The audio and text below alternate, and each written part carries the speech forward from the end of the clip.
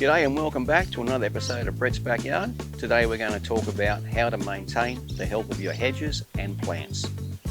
Okay, here I'm about to make the mix up to show you exactly the correct procedure to do so. Firstly, I've already partially filled the container or the sprayer. Usually about 1/3 to 1/2 water is good.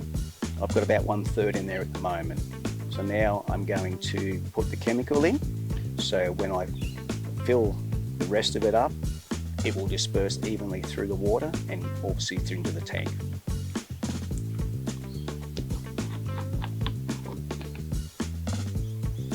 So the recommended for 15 litres is approximately 65 ml. The way I do it is I just simply put it into the filler area and then add the remaining amount of water.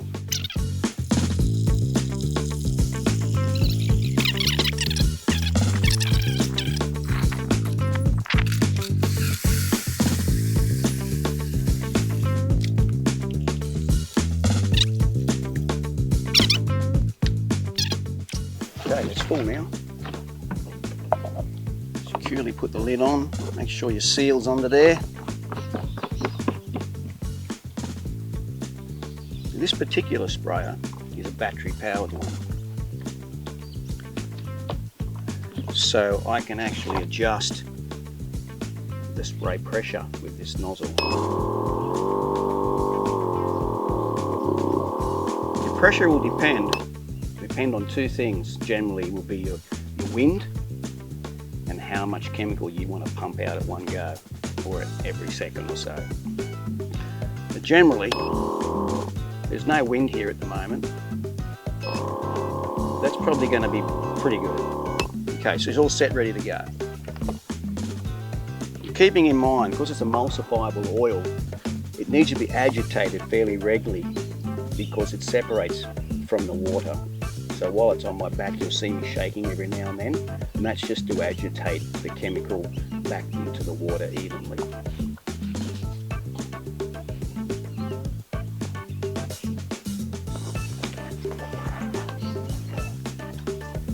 As I mentioned, wind is a major factor in spraying. At the moment there is no raw wind here, so I have the option to go from left to right or right to left. I'm deciding to go this direction. And I'm making sure that when I'm spraying, it's got to be as even as possible to the point of when the chemical doesn't drip off the plant. You want as much coverage as possible, but you don't want it dripping off. That's just wastage. And I'll be fairly close so the chemical also will push through the plant a little bit to go further inside past the leaves.